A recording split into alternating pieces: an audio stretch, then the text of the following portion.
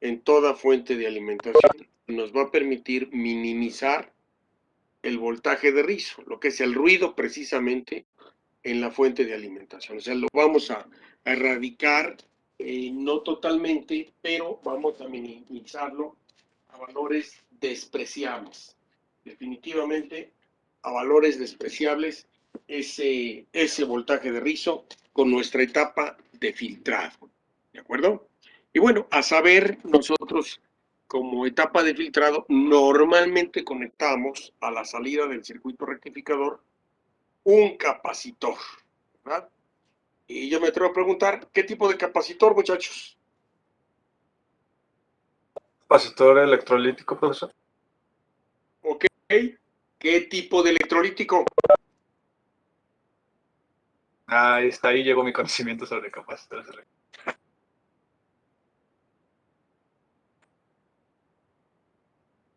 Electrolíticos hay en el mercado para el ingeniero en electrónica.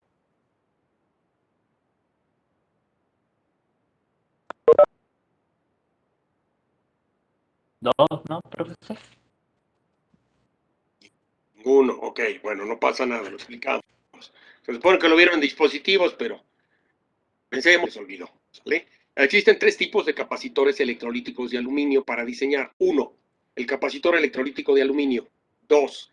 El capacitor electrolítico de tantalio. Y 3.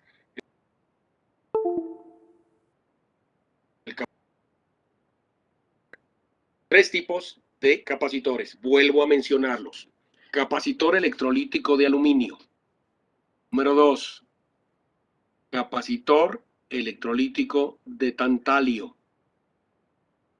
Y número 3. Capacitor electrolítico de niobium.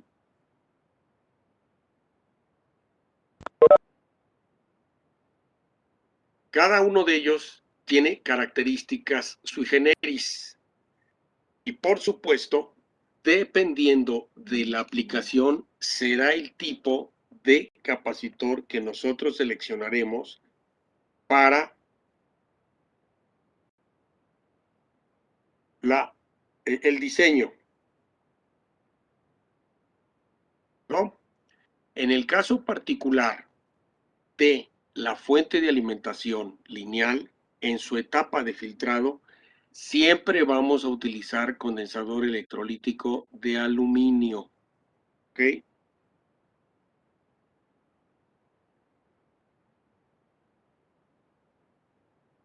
¿Por qué de aluminio, profesor? ¿Por qué? Porque el capacitor electrolítico de aluminio puede manejar por su fabricación altas potencias, ¿sí? Al hablar de altas potencias me refiero a tensiones elevadas, altas corrientes.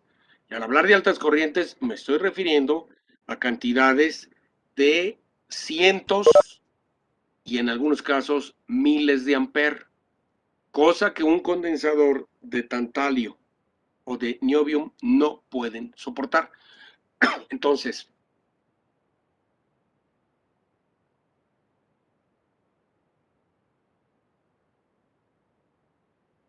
¿de acuerdo? Creo que se le cortó, profesor. ¿Dijo algo más? Sí, cómo no, volvemos a mencionarlo. El condensador electrolítico de aluminio puede manejar altas potencias. Hablamos de voltajes y corrientes muy elevadas.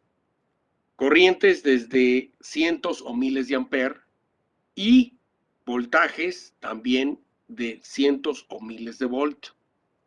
El condensador de tantalio y el condensador de niobium tienen limitantes en su potencia, razón por la cual en las fuentes de alimentación se emplean condensadores electrolíticos de aluminio. ¿De acuerdo? Ahora bien, el condensador electrolítico de aluminio se conecta como lo estamos viendo en el diagrama aquí en pantalla. Tiene una terminal positiva y negativa, obviamente por eso es electrolítico, ¿verdad? Porque tiene polaridad. En el circuito rectificador que yo puse de ejemplo, es un rectificador positivo. Por tanto, el positivo del condensador va justamente hacia el cátodo y hacia la carga y la otra terminal a la referencia negativa de tierra. Ya sea que utilice yo un rectificador de media onda, un rectificador de onda completa con tap central o un rectificador de onda completa tipo puente, si son positivos, la forma en que se conecta el capacitor de la etapa de filtrado es como la vemos en pantalla, ¿sí?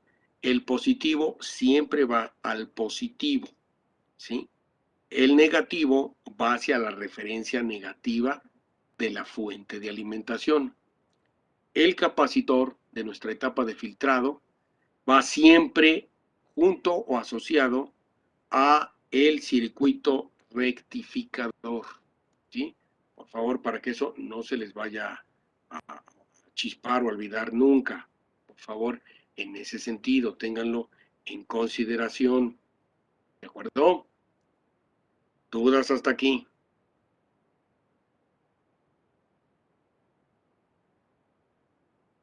No, profe, todo claro. Por ejemplo, en configuraciones positivas va hacia el positivo para el rectificador de onda completa de tap central, pero para ¿Sí? ondas negativas va el negativo. Sí, o sea, vamos a pensar que yo aquí tuviera los diodos invertidos en el tap central. Entonces, la terminal negativa del condensador iría arriba y la positiva iría en tierra. Ok, profe. ¿Sí? O sea, nosotros siempre tendremos que respetar justamente la polaridad. Si nos equivocamos en la polaridad, el dispositivo se daña, ¿sí? Y digo, se daña de una manera, pues, abrupta, explota.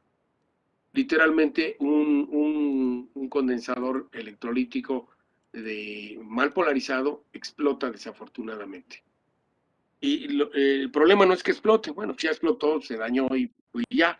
El problema es que cuando hablamos de dispositivos o de equipos de potencia, es peligrosísimo que explote un condensador.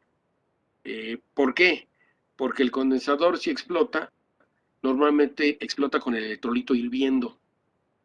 Es ácido. O si le cae a alguien, lo quema, literal, le puede quitar hasta pedazos de piel. Y luego, si además a la hora de que explote parte de la envoltura del casco, que es metálico, se dispara, o sea, se le encaja, o sea, como metralla, entonces es peligrosísimo, ¿sí?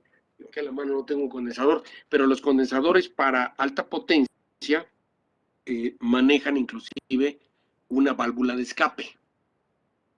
No siempre funciona, debo decirlo. Esta válvula de escape lo que hace es justamente cuando alcanza un nivel crítico, empieza a hervir el electrolítico, se bota esa válvula de escape y por ahí sale todo el electrolito vaporizado para que no estalle el condensador. Digo, a veces es tan alta la tensión que desgraciadamente perfora el dieléctrico y literal se hace un corto y estalla el condensador. Repito, en alta potencia, ¿sí? O sea, en baja potencia, normalmente lo que sucede es que cuando hierve se parte el condensador. Déjenme encender la cámara. Está. Algo ya moví, pero bueno. Aquí tenemos un condensador electrolítico de aluminio. Todo el mundo conoce el encapsulado de esta forma. Fíjense ustedes cómo está marcada la parte de arriba.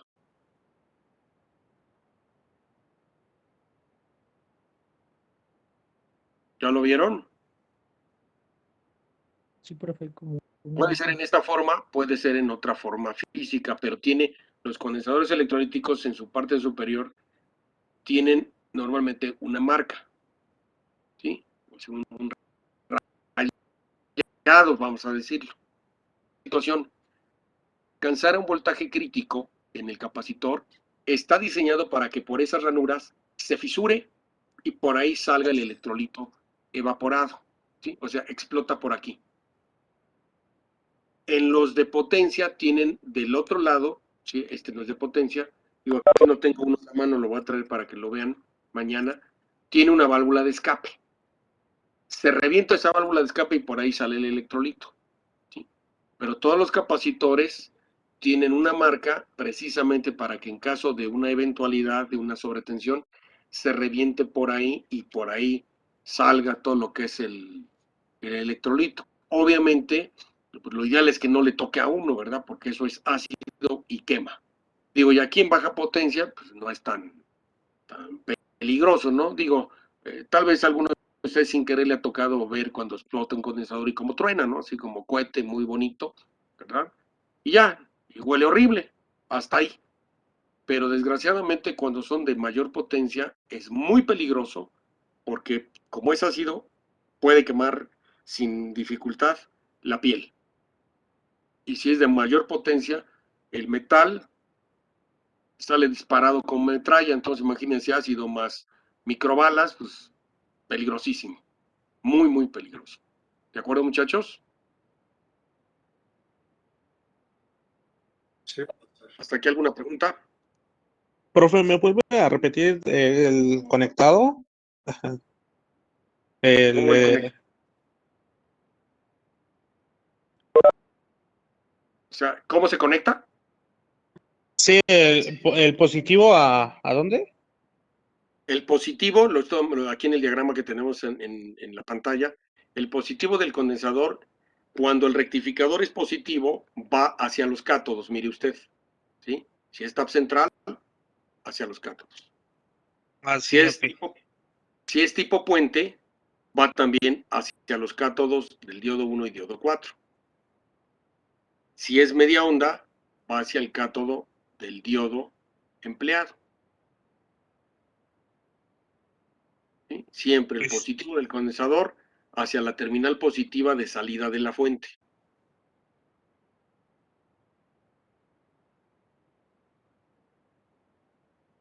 ¿De acuerdo? Sí, está bien, gracias, profe. De nada. Bueno, hasta aquí alguna otra duda, muchachos.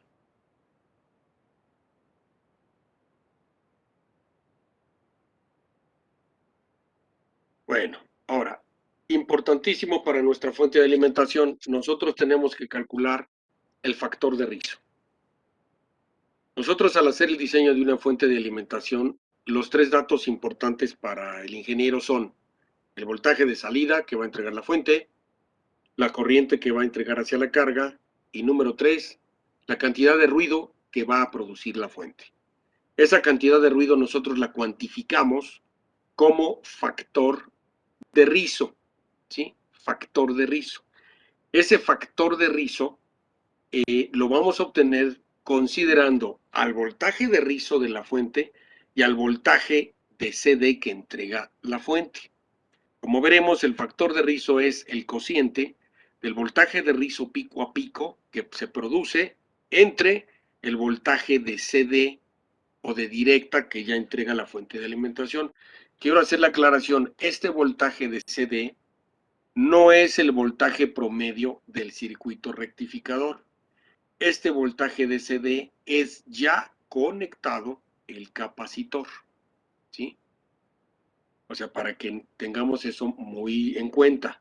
No es lo mismo el voltaje de CD o voltaje promedio que entrega solamente la etapa rectificadora al voltaje de CD que yo ya tengo en la fuente conectado al capacitor.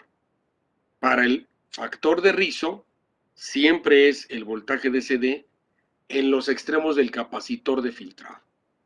¿Me expliqué hasta aquí, muchachos? Sí, profe. Eso, ahora. El voltaje de rizo corresponde a las alternancias o a la corriente alterna que acompañan a la directa de la salida de la fuente. Esas fluctuaciones no las podemos quitar nunca, jamás las podemos quitar. Podemos minimizarlas a valores despreciables, pero no podemos eliminarla. ¿Por qué? Vamos a ver, me voy a brincar hasta la grafiquita, ¿verdad? Donde tenemos en azul las alternancias que me entrega un rectificador de onda completa. No vean las rayas rojas, ahorita las voy a explicar. Si nos damos cuenta de la cresta al punto cero, es como si tuviera una alternancia negativa, positiva, negativa, positiva. O sea, es el equivalente de una onda sinusoidal que está montada sobre la directa. Eso es el voltaje de rizo, eso es el ruido. ¿Qué es lo que nosotros vamos a hacer? Minimizarlo, reducirlo. ¿Cómo? Con el capacitor. ¿Cómo funciona? Muy fácil, muy sencillo, ¿verdad? Aquí nosotros al conectar el capacitor, ¿qué es lo que va a suceder?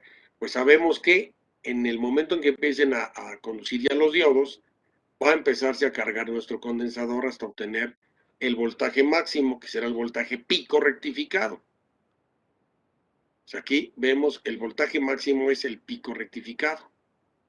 ¿De acuerdo? Cuando el voltaje pico rectificado se alcanza, el condensador obtiene ya la máxima cantidad de voltaje en sus extremos. Ya lo almacenó. Empieza a disminuir la cresta. Cuando empieza a disminuir el voltaje de la cresta de los diodos, el voltaje en los diodos es menor que en el capacitor. ¿Sí se entiende eso? Como el voltaje en los extremos del capacitor ahora es mayor que el de los diodos dejan de conducir de este punto hasta cero completamente. O sea, ya todo esto no vuelven a conducir los diodos. Todos los diodos quedan en inversa. ¿Por qué? Porque justamente como el voltaje en el condensador ya es mayor que el de los diodos, ya tanto el diodo 1, diodo 2, diodo 3 y diodo 4 ya están en inversa. Si fuera aquí, el diodo 2 estaría en inversa, pero el diodo 1 ya vuelve a inversa. ¿De acuerdo? Y el diodo 1 nada más conduciría un pequeño pedacito y se va a inversa. Esto lo vamos a ver nuevamente. Entonces, cuando mi condensador ya se cargó, todo el sistema rectificador deja de operar. Ya no está funcionando. ¿Qué es lo que sucede ahora? El condensador se empieza a descargar sobre el resistor de carga. ¿De acuerdo? Que es la pendiente que vemos aquí. Obviamente, si yo incremento el valor del resistor de carga, esta pendiente tiende a cero. ¿Sí? La empiezo a poner más horizontal y más horizontal y más horizontal. O sea, tiende a cero la pendiente. Pero obviamente, yo puedo poner una resistencia de carga muy grande, por supuesto. Pero recordemos que la resistencia de carga es el circuito que voy a alimentar. Y tiene un valor finito. O sea, si el valor es de, vamos a suponer, 1 megón, pues ni modo que yo le diga qué hago para que crezca ese valor de resistor. Pues no puedo hacer nada, ya está finito por diseño, ya no puedo modificarlo. Entonces, si nos damos cuenta, yo no puedo crecer el valor del resistor de carga voluntad para que esta pendiente tienda a cero. Lo que muchas veces se hace o se estila es subir el valor del capacitor. Sabemos que cuanto más grande es el valor del capacitor, más lenta es la descarga. Pero aquí tenemos un problema. Si yo subo indiscriminadamente el valor del capacitor, empieza a haber un corrimiento voltaje-corriente. Digo, eso lo vieron en dispositivos. ¿Qué es lo que sucede? Ya no están en fase ni la corriente con el voltaje en los extremos del capacitor. Empieza a haber un corrimiento. De tal suerte que si yo incremento el valor del condensador irracionalmente, lo desfaso hasta 180 grados. Entonces yo tengo voltaje y corriente por separado en el condensador. Y al no estar en fase, jamás va a funcionar la fuente. ¿Cómo lo noto?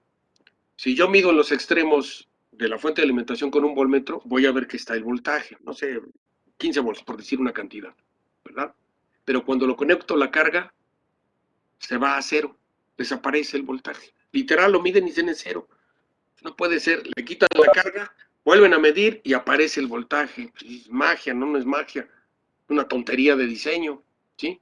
Porque eso me está indicando que el valor del condensador que tiene la etapa de filtrado está totalmente fuera de rango de su valor y me está desfasando el voltaje y la corriente. Entonces yo no puedo crecer irracionalmente el valor. Hay límites, ¿sí? Razón por la cual yo no puedo nunca quitar totalmente el voltaje de rizo, precisamente por lo mismo. Porque si yo lo pretendo hacer y tener una pendiente cero, ya desfase el voltaje y la corriente, pues no me sirve de nada la fuente de alimentación. Entonces, está dentro de ciertas tolerancias el voltaje de rizo. ¿Cuál es esa tolerancia? 5%, ¿sí? Que es el factor de rizo que nosotros vamos a permitirnos en los diseños. Máximo un 5% de ruido que produzca la fuente de alimentación. Y digo máximo, yo lo puedo disminuir a un 1% o un poco menos del 1%. Pero evidentemente tengo que cuidar que no tenga yo el corrimiento, voltaje corriente en los extremos del condensador. Si en el diseño para lograr perfecta la fase, mi fuente entrega un 3%, es aceptable, ¿sí? Es aceptable completamente esa cantidad de factor de rizo. O sea, no voy a poder erradicarlo por completo. ¿Sí me explico, muchachos, esa situación? Sí, profesor. Ok. Bueno, dicho esto, nosotros ahora sí, viendo en esta misma grafiquita, lo que está en rojo es el voltaje en el condensador, ¿sí? El voltaje en el condensador lo define esta ecuación. ¿Por qué? Veamos que la pendiente es negativa, ¿verdad? Tiene una variación exponencial, ¿verdad?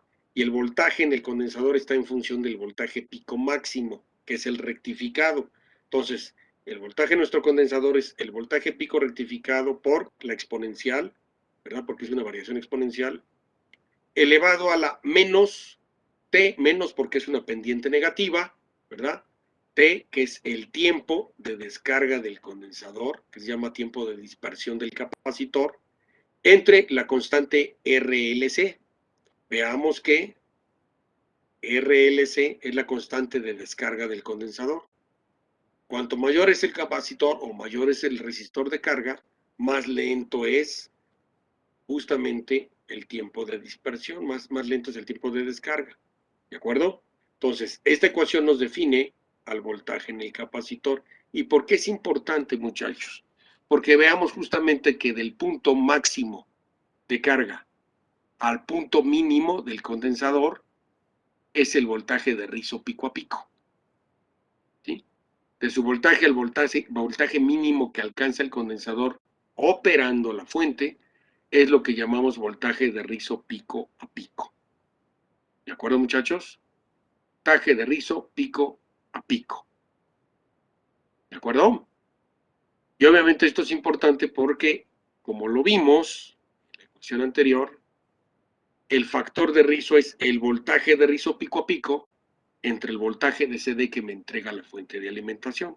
Entonces yo necesito calcular los dos para poder determinar cuánto ruido tiene la fuente.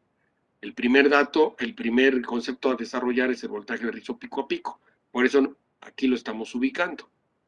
Toda vez que nosotros tenemos ya el voltaje en el condensador, sabemos que lo ideal en el diseño es que el tiempo de dispersión o el tiempo de descarga del condensador dure lo mismo que el periodo para que la pendiente sea cero. Digo, eso es lo ideal. ¿Eso cómo lo conseguimos? Bueno, pues evidentemente lo que buscamos es que el tiempo de dispersión sea igual al periodo. ¿Cómo lo conseguimos? Creciendo la constante RLC. Hacemos que esa constante sea mucho mayor que el periodo. Siendo así, al sustituir y haciendo álgebra en esta ecuación, el voltaje de rizo pico a pico nos queda como el voltaje pico rectificado que entrega el sistema rectificador por 1 en la frecuencia del rectificador por la constante de tiempo RLC. F es la frecuencia del rectificador. Si es onda completa, la F son 120. Si es media onda, son 60 Hz. Digo, y lo vemos aquí en la gráfica, ¿no? O sea, nuestra frecuencia son 120 para onda completa. Si fuera media onda, habría una cresta, otra no. Una sí, otra no. Serían 60 Hz. Entonces, bajo este esquema, repito, la F, muchachos, de frecuencia, corresponde a la frecuencia de la onda rectificada. ¿Sale? Para que no se me vayan a confundir. La frecuencia es de la onda rectificada. Si es media onda son 60 Hz, si es onda completa, tanto en la versión de tap central como en la versión tipo puente, es 120 Hz. ¿Quedó clarísimo eso, muchachos?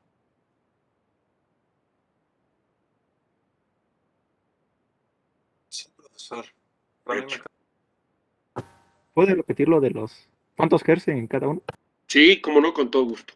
Vuelvo a mencionar, aquí en la fórmula tenemos presente la frecuencia.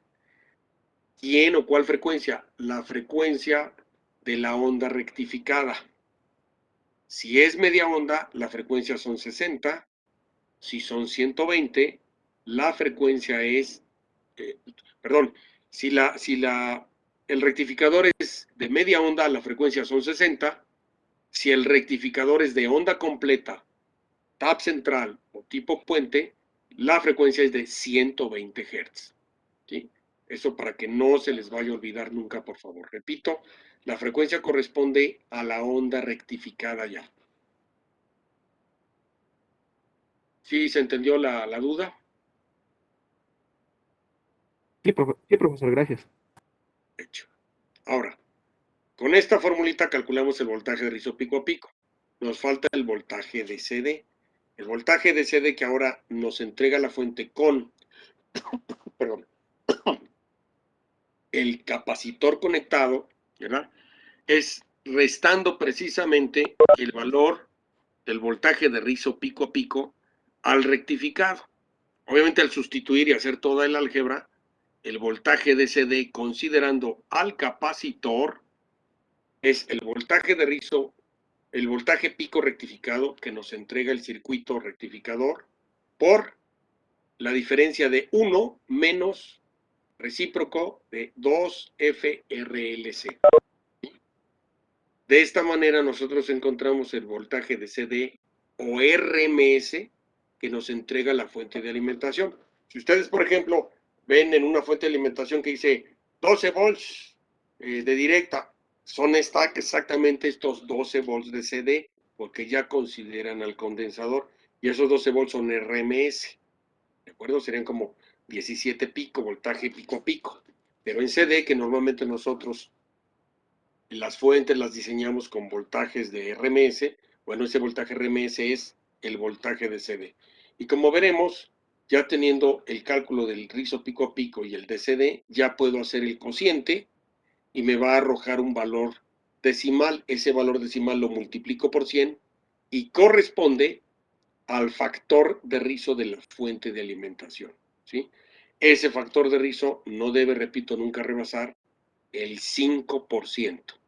Nunca. O sea, si está por debajo, que tiene 1.1% de factor de rizo, maravillosa la fuente.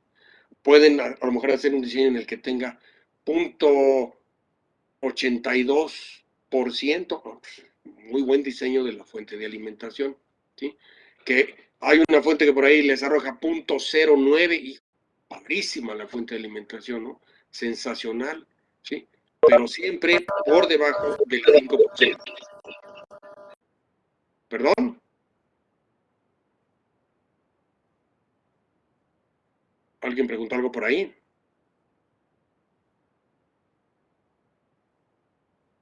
No, ¿verdad? Creo que no. Bueno, entonces, ¿alguna pregunta hasta aquí, muchachos?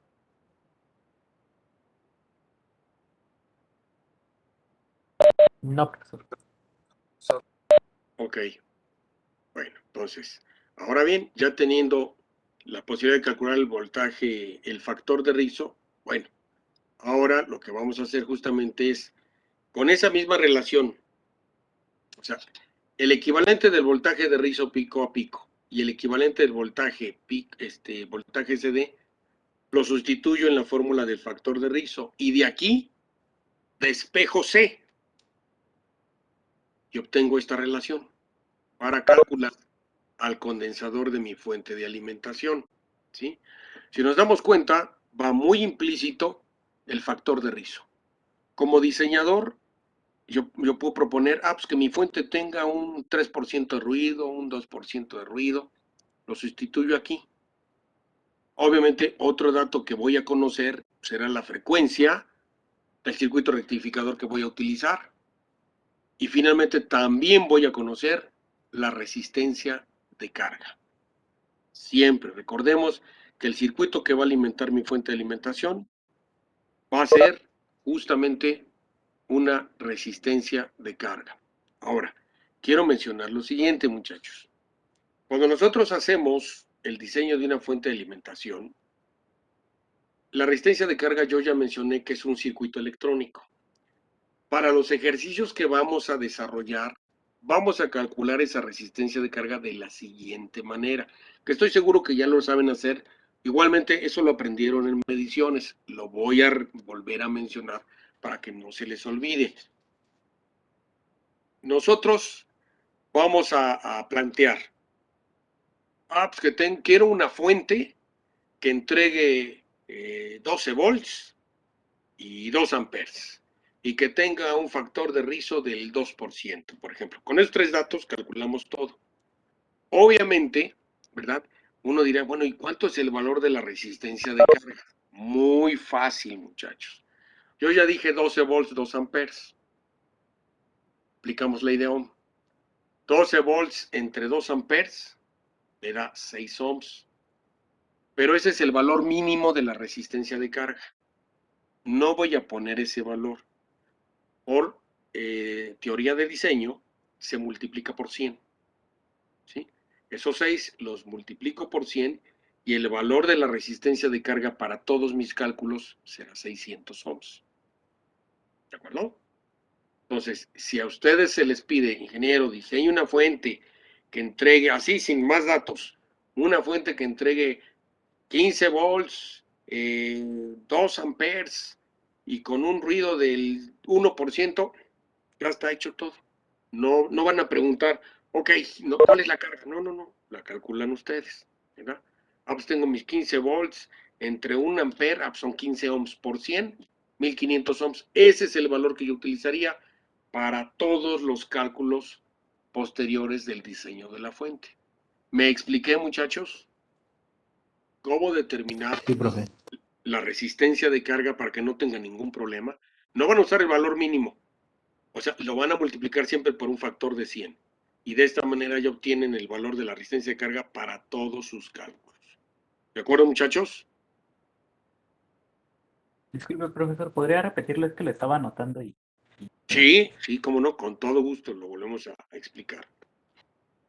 Normalmente llega a sucederse una situación en la que nos soliciten diseñar una fuente para cierto voltaje, cierta corriente y un determinado ruido. Vamos a pensar que nos digan, por favor, ingeniero, diseñe una fuente que entregue 10 volts, 2 amperes, por decir una cantidad. Ah, yo ya puedo proponer, pues que tenga un ruido de 1%, 2%, eso ya quedará a mi criterio si no me lo dan el dato. Lo que sí me dijeron es que iba a entregar 10 volts y a una corriente de 2 amperes. Para mis cálculos, como nos damos cuenta, yo requiero una resistencia de carga. No me la dieron, no me dijeron que iban a alimentar, no pasa nada. ¿Qué vamos a hacer? Vamos a aplicar ley de Ohm. Dividimos los, ¿qué dije? Los 10 volts entre 2 amperes. Obtengo 5 ohms. No voy a usar los 5 ohms, los voy a multiplicar por 100, de tal suerte que obtendré 500 ohms. Esos 500 ohms van a ser el valor de la resistencia de carga para todos los cálculos de la fuente de alimentación. ¿Sí me expliqué? Sí, profesor, muchas gracias. Perfecto. ¿Alguna otra duda al respecto, por favor, muchachos?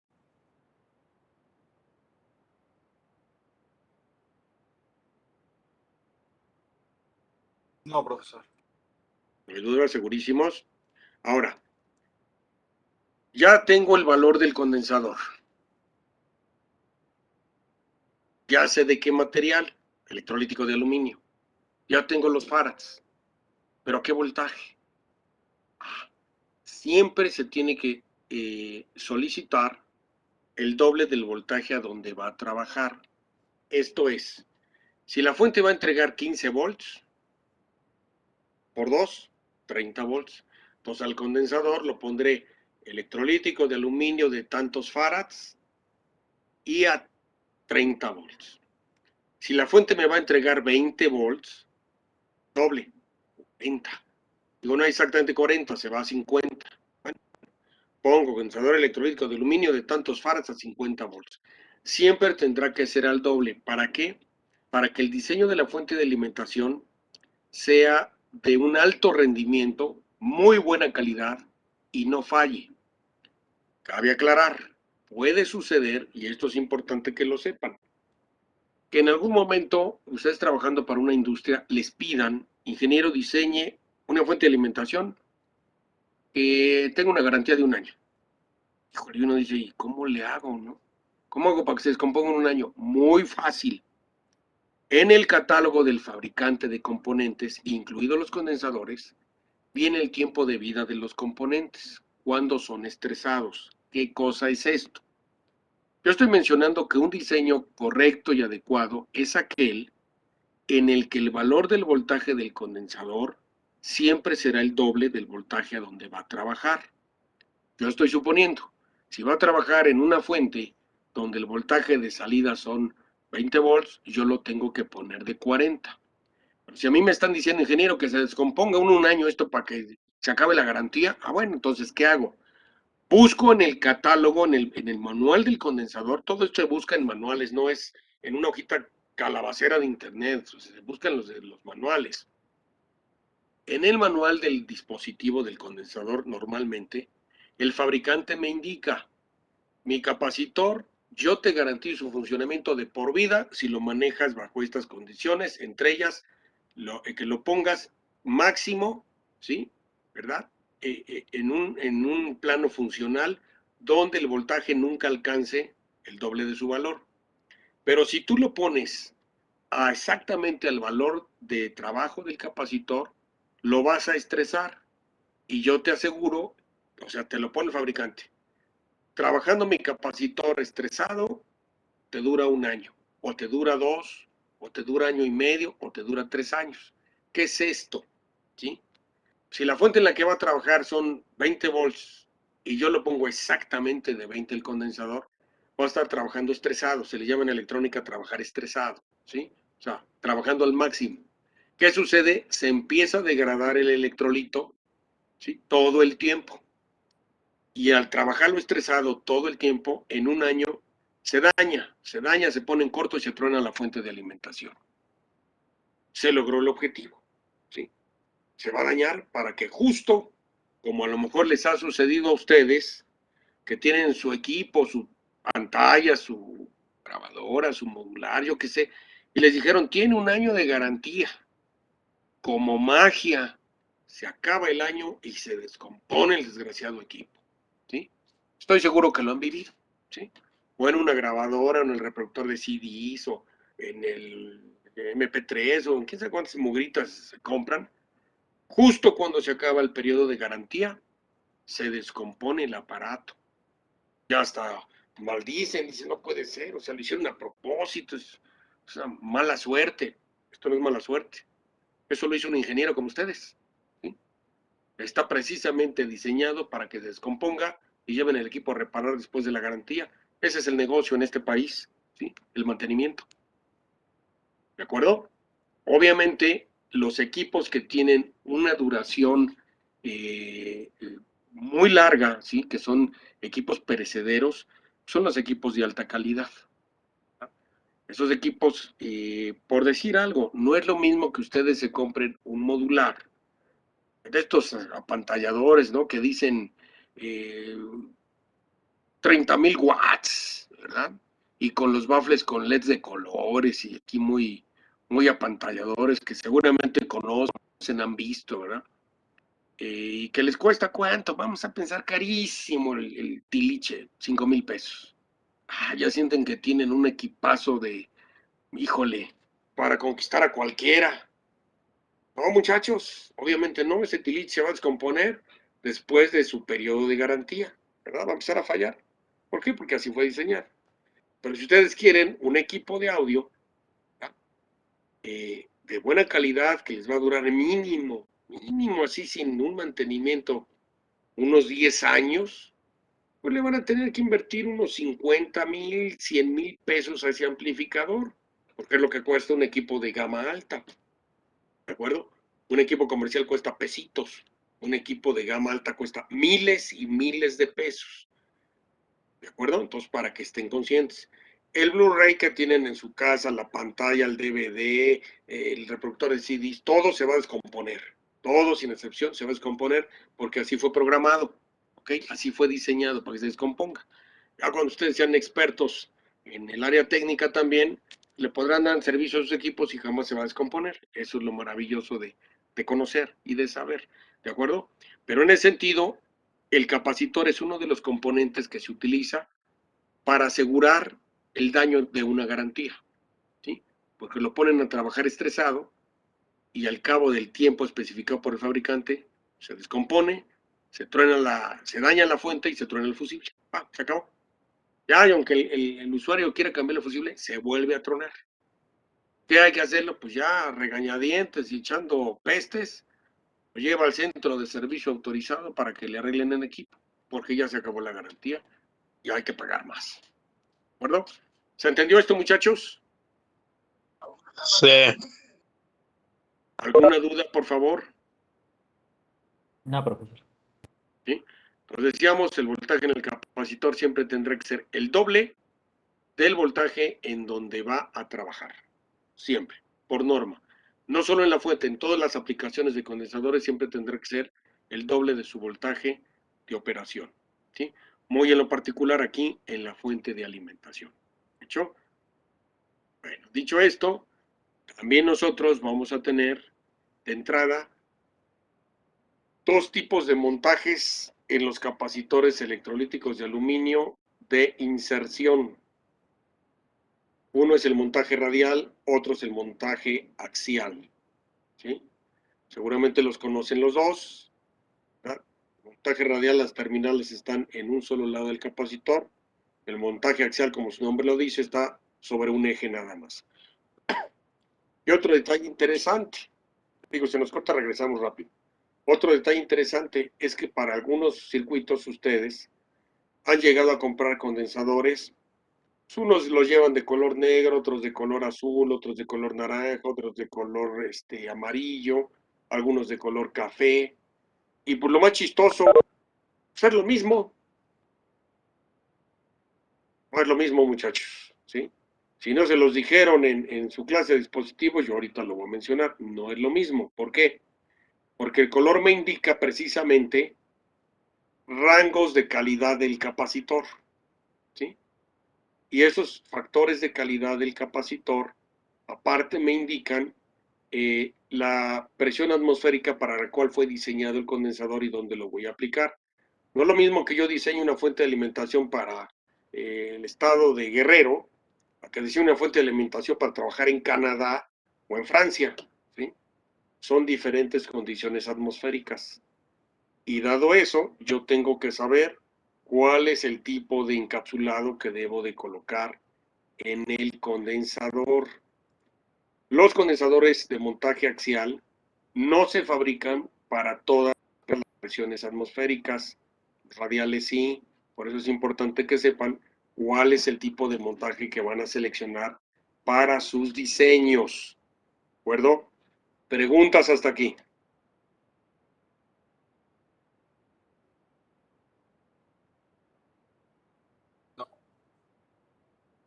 Creo que no, profe. Bueno, sobre la marcha. Sí, todos bien, vamos bien. Jóvenes, señoritas, vamos caminando bien. Todo bien, profe. Profesor, todo bien. Sí, profe. Ok, fantástico. Bueno, entonces, decíamos, el encapsulado también es importantísimo y más cuando nosotros hacemos el diseño del PCB, tenemos que saberlo antes de comprar el componente, ¿sí? Para poder hacer el diseño asertivamente y no tenga dificultad. ¿De acuerdo? Bueno, ahora, nuestro filtro, nuestra etapa de filtrado, la podemos mejorar considerablemente. ¿De acuerdo? Se puede mejorar todavía, porque sabemos que tiene un voltaje de rizo específico a la salida. Ese voltaje